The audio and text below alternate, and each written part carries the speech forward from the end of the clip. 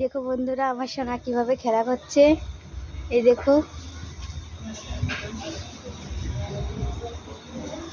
সোনার আমার শরীরটা ঠিক ছিল না, তাই খেতেও পারছিল না, খেলা করতে পারছিল না। দেখো ছাদের মধ্যে ওদিকে ডাকা করছে উপর থেকে।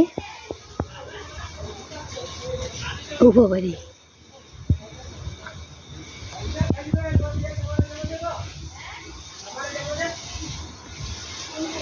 এই দেখো, এই আমাদের পাশের বাড়ির সামনে আঞ্জির গাছে কিভাবে কত আঞ্জির ধরেছে সামনে। এই দেখো, হাতেই আমি পেরে দিতে পারবো।